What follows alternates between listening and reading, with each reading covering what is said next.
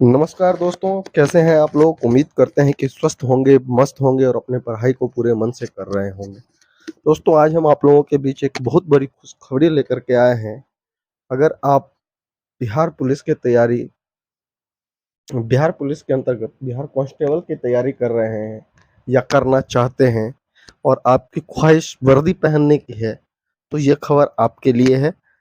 लोग ध्यान से सुनिए, क्योंकि बिहार सरकार के द्वारा जो है बिहार कांस्टेबल के पदों के लिए एक बहुत बड़ी वैकेंसी निकाली गई है। ठीक है दोस्तों, तो बिहार पुलिस में कांस्टेबल पाने का सपना देखने वाले आप सभी युवाओं का सपना सच होने वाला है, क्योंकि केंद्रीय चयन परिषद यानी सिपाही भर्ती, जो ये उस रिक्रूटमेंट बोर्ड का नाम है जो बिहार में सिपाही भर्ती का काम जो जिसके द्वारा किया जाता है। ठीक है, उन्होंने जो है वो 21,391 पदों के लिए वैकेंसी जारी कर दी है, नोटिफिकेशन जारी कर दी है। ठीक है, आपको बता दें कि बिहार पुलिस कांस्टेबल वैकेंसी 2023 के तहत रिक्त पदों पर भर्ती है, तो आप सभी युवा आसानी से 20 जून 2023 से ऑनलाइन आवेदन कर सकते हैं और 20 जुलाई 2023 तक अप्लाई कर सकते हैं। यानी कि दोस्तों, बिहार कांस्टेबल भर्ती के लिए जो वैकेंसी आई है उसका फॉर्म भरने का स्टार्टिंग डेट जो है वो 20 जून से है और इसका अंतिम तिथि जो है वो 20 जुलाई तक है। तो आप इस बीच में अपना फॉर्म फिलअप कर सकते हैं। तो दोस्तों, फॉर्म फिलअप करने से पहले हम लोग देख लेते हैं कि किन किन लोग जो है कौन कौन से लोग इस भर्ती में शामिल हो सकते हैं और इस भर्ती में शामिल होने के लिए कौन कौन सी योग्यताएं चाहिए। दोस्तों, योग्यता देखें उससे पहले हम इसके category wise cut off vacancy को देख लेते हैं, किस कैटेगरी में कितना वैकेंसी है। तो दोस्तों, अगर आप जनरल हैं यानी सामान्य वर्ग से संबंधित है तो जनरल वर्ग के लिए 8,556 पद है। ईडब्ल्यूएस के लिए 2,140 पद। अगर आप एससी कैटेगरी से बिलोंग करते हैं तो एससी के लिए जो है 134 पद। एसटी के लिए 228 पद। अत्यंत पिछड़ा वर्ग के लिए 3,842 पद। पिछड़ा वर्ग के लिए जो है 2,570 पद, जिसमें 56 ट्रांसजेंडर का पद भी शामिल है। यानी कि कोई व्यक्ति जो पिछड़ा वर्ग से संबंधित हो और वो ट्रांसजेंडर भी हो, तो उसके लिए 56 पद अलग से रिजर्व किए गए हैं। इसके अलावा पिछड़े वर्ग की महिला उम्मीदवार के लिए जो है वो 655 पदों पर वैकेंसी निकाली गई, यानी कुल जो हो जाता है वो हो जाता है 21,391 पद। दोस्तों, हम देखते हैं कि इस फॉर्म को भरने के लिए आपकी शैक्षणिक योग्यता क्या होनी चाहिए, कौन कौन लोग इस फॉर्म को भर सकते हैं। तो दोस्तों, सिपाही के पद के लिए शैक्षणिक अर्हता जो है वो दिनांक 1/8/2022 तक इंटरमीडिएट उत्तीर्ण अथवा बिहार राज्य सरकार के मदरसा बोर्ड द्वारा निर्गत मौलवी प्रमाण पत्र अथवा बिहार राज्य के संस्कृत बोर्ड द्वारा निर्गत शास्त्री अंग्रेजी सहित अथवा आचार्य अंग्रेजी रहित प्रमाण पत्र अथवा राज्य सरकार द्वारा मान्यता प्राप्त अन्य समकक्ष शैक्षणिक अर्हता होगी। यानी कि जो व्यक्ति 1/8/2022 तक इंटरमीडिएट यानी कि +2 यानी कि 12 का एग्जाम पास कर चुका है, जो व्यक्ति 2023 में पास किया होगा वो इस फॉर्म को नहीं भर सकता है, क्योंकि इसका कट ऑफ डेट जो रखा गया है वो रखा गया है 1/8/2022। और उसके समकक्ष यानी कि अगर कोई उर्दू बोर्ड से पढ़ाई कर रहा है तो वो मौलवी की डिग्री उसके पास होनी चाहिए। अगर कोई संस्कृत बोर्ड से पढ़ रहा है तो उसको शास्त्री की डिग्री चाहिए, लेकिन अगर शास्त्री की डिग्री उसके पास है तो उसमें अंग्रेजी होना चाहिए, एक सब्जेक्ट के रूप में अंग्रेजी पढ़ा होना चाहिए। अगर वो आचार्य की डिग्री लगाते हैं तो उसमें उन्हें अंग्रेजी की आवश्यकता नहीं होगी। अगर वो एकेडमिक लेवल पर अंग्रेजी नहीं भी पढ़े होंगे तो फिर भी वो उस फॉर्म को भर सकते हैं। ठीक है, अब उम्र की बात करते हैं कि कितने उम्र से लेकर के कितने उम्र तक के व्यक्ति जो है इस फॉर्म को भर सकते हैं। तो अगर आप सामान्य कोटि से संबंधित यानी आप जनरल कैटेगरी से हैं और पुरुष हैं या पुरुष या महिलाएं दोनों हैं, तो आपकी न्यूनतम उम्र जो है वो 18 वर्ष होनी चाहिए और अधिकतम उम्र जो है वो 25 वर्ष होना चाहिए। और आपकी उम्र का जो गिनती किया जाएगा वो 1/8/2022 के डेट को किया जाएगा, यानी कि 1/8/2022 को आपका उम्र जो है वो 18 वर्ष हो जाना चाहिए। अगर 1/8 भले ही आज आप 18 वर्ष के हो, लेकिन अगर 1/8/2022 को आपका उम्र जो है वो 18 साल नहीं पूरा हो रहा है तो आप इस फॉर्म को नहीं भर सकते हैं। और अधिकतम उम्र 25 वर्ष, कब? 1/8/2022 को, ठीक है। अगर 1/8/2022 को आप 25 वर्ष के थे, भले ही अभी आपका ज़्यादा हो गया है, तब भी आप फॉर्म भर सकते हैं, ठीक है। अगर हम पिछड़ा वर्ग या अत्यंत पिछड़ा वर्ग की बात करें तो उनके लिए न्यूनतम 18 वर्ष उनके लिए भी है, और अधिकतम वर्ष जो है वो इनका सामान्य वर्ग से 2 वर्ष अधिक है, यानी कि 27 वर्ष तक है, ठीक है। और अगर पिछड़ा वर्ग, अत्यंत पिछड़ा वर्ग की महिलाओं की बात करें तो न्यूनतम सबके लिए 18 वर्ष ही है, लेकिन अधिकतम जो है इनको और 1 वर्ष जो है पिछड़ा वर्ग पुरुषों से 1 वर्ष अधिक जो है वो इनको मिलेगा, यानी कि अगर ये 28 वर्ष तक के भी हैं तो फॉर्म अप्लाई कर सकते हैं।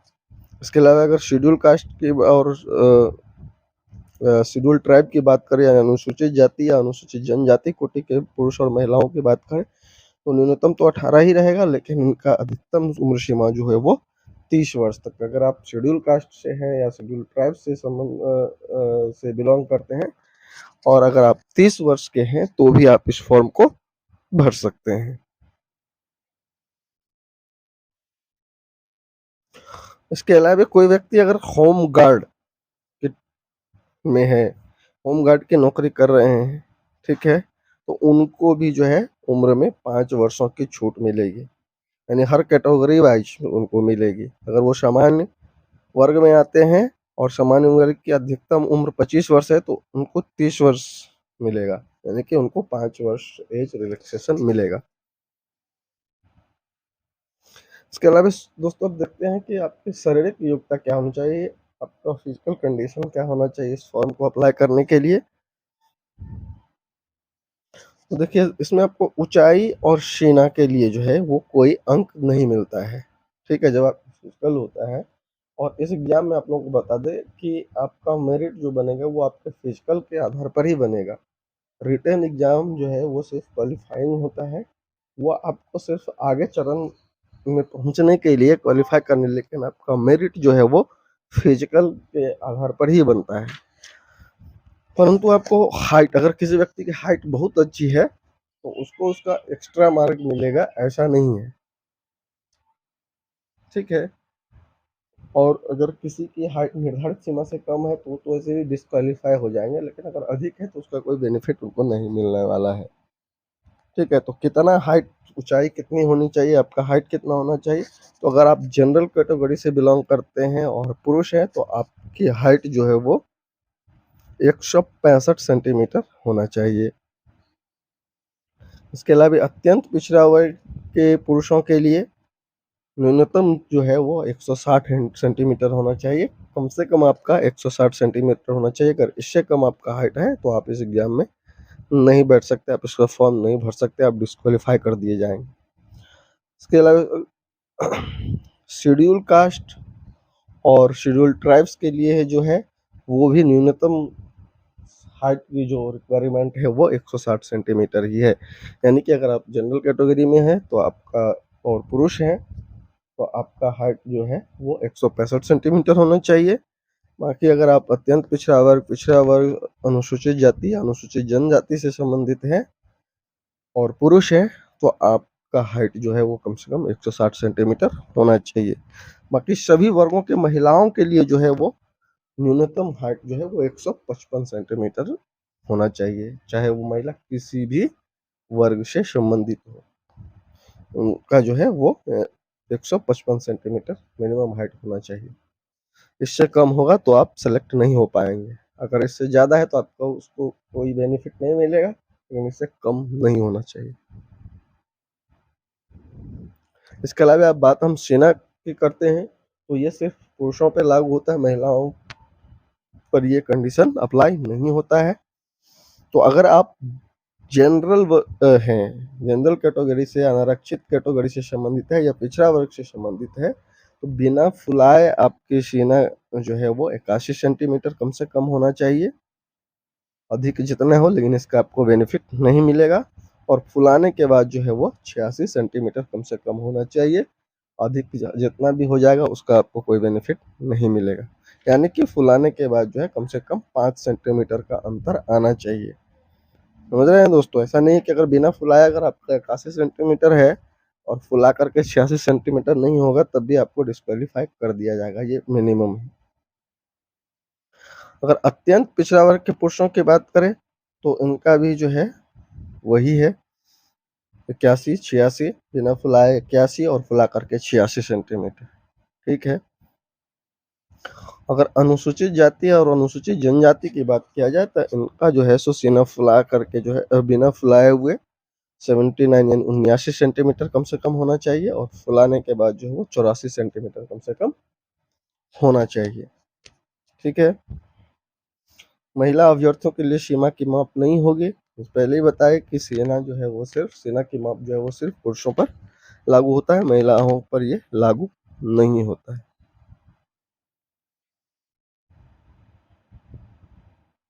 अगर वजन की बात किया जाए तो सभी वर्ग के महिला उम्मीदवारों महिला अभ्यर्थियों के लिए जो है वो कम से कम 48 किलोग्राम होना आवश्यक है। यानी कि इस वर्ग में शामिल होने के लिए मिनिमम आपका 48 किलो का होना अनिवार्य है महिलाओं के लिए।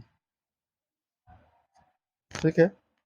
और अब आते हैं मेन चीज पर। देखिए ये सब चीज तो आपकी जो है सो आपके पास होना ही चाहिए। इससे कम कैटेगरी में अगर आप हैं तो आप डिस्क्वालीफाई कर दिए जाएंगे। परंतु इस समय अगर आप अच्छे हैं, मान लिया हाइट बहुत अच्छी है, सीना का माप जो है सो काफी अच्छा है, न्यूनतम सीमा से भी ज्यादा है, तो उससे आपका कोई बेनिफिट नहीं मिलेगा, आप सेलेक्ट हो जाएंगे। लेकिन दौड़ जो है ये और ऊंची कूद या लंबी कूद जो है ये वो चीज होती है, अगर आप इसमें अच्छे हैं तो आप इसका एडवांटेज ले सकते हैं। ठीक है। तो चलिए देखते हैं कि इसकी क्या क्राइटेरिया है। तो दोस्तों पुरुष उम्मीदवारों के लिए बिहार पुलिस कांस्टेबल में सिलेक्शन के लिए दौड़ में उन्हें 5 मिनट में कम से कम 1 मील यानी कि 1.6 किलोमीटर की दूर पूरी दौड़ पूरी करनी होती है। यानी कि आपको 1 मिनट में 1.6 किलोमीटर की दौड़ जो है वो पूरी करनी पड़ती है। यानी ये मिनिमम है, इतना आपको करना ही है। आप आगे जितना करेंगे उसका आपको बेनिफिट मिलेगा, उसका आपको ज़्यादा मार्क्स मिलेगा। कैसे हम आगे बताएंगे आप लोगों को। लेकिन अगर आप इससे कम कर पाते हैं तो आप डिस्क्वालीफाई वहीं पर कर दिए जाएंगे। यानी जो उम्मीदवार इस 5 मिनट के तय समय के अंदर 1.6 किलोमीटर की दौड़ पूरी कर लेते हैं उन्हें पूरे अंक प्राप्त होंगे। ठीक है। उसके बाद जो 5 मिनट से ज़्यादा समय लेते हैं उनके अंक घटते जाएंगे। ठीक है।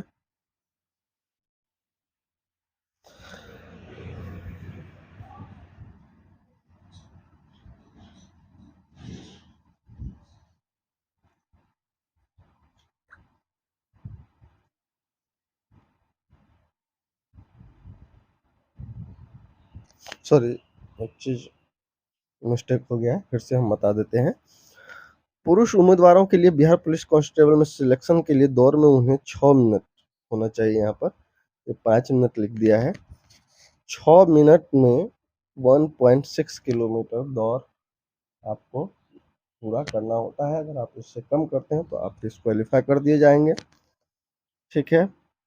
परंतु अगर आप इसे को 6 मिनट से कम में ही पूरा कर लेते हैं, यानी कि आपको जो समय दिया गया उससे जितना कम समय में पूरा कर लेंगे आपको उतना ज़्यादा मार्क्स मिलेगा। जैसे अगर आप 5 मिनट में 1.6 किलोमीटर की दौड़ पूरा कर लेते हैं तो दौड़ के लिए जितने मार्क्स निर्धारित किए गए हैं वो आपको फुल मार्क्स मिल जाएगा। समझ रहे हैं? लेकिन अगर 5 मिनट से ज़्यादा जैसे ही आपको लगेगा तो आपका मार्क्स घटते जाएंगे। जैसे कि मान लीजिए आप दौड़ के लिए 50 अंक निर्धारित किए गए हैं और अगर आप 5 मिनट में आप 1.6 किलोमीटर दौड़ जाते हैं तो आपको पूरे के पूरे 50 नंबर मिलेंगे। लेकिन अगर आप वही दौड़ 5 मिनट 20 सेकंड तक पूरा करते हैं, यानी 5 मिनट से अधिक आपको लगता है और 5 मिनट 20 सेकंड, यानी 5 मिनट से लेकर 5 मिनट 20 सेकंड के बीच में पूरा कर लेते हैं तो आपका नंबर जो है घट के हो जाएगा 40 नंबर। अगर वही दौड़ आप 40 सेकंड,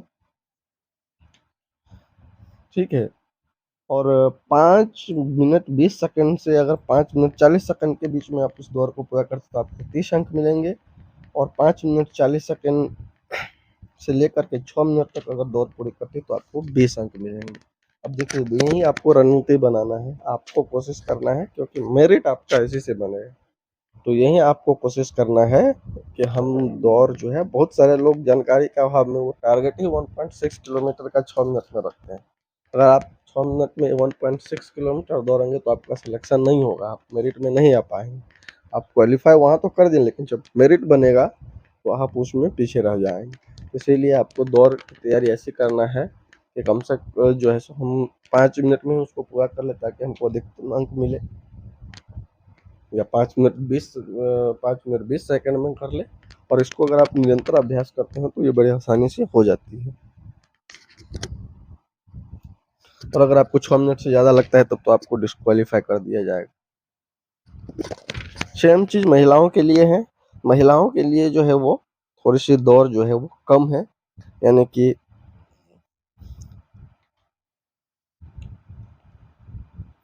उस महिलाओं को सिर्फ 1 किलोमीटर ही दौड़ना होता है। पुरुषों को जैसे 1 किलोमीटर 1.6 किलोमीटर दौड़ना होता है, तो महिलाओं को जो है वो केवल 1 किलोमीटर ही दौड़ लगानी होती है, ठीक है। और उसका भी क्राइटेरिया यही है कि अगर वो 5 मिनट में कर लेती है उसको तो उसको पूरा पूरा नंबर मिलता है।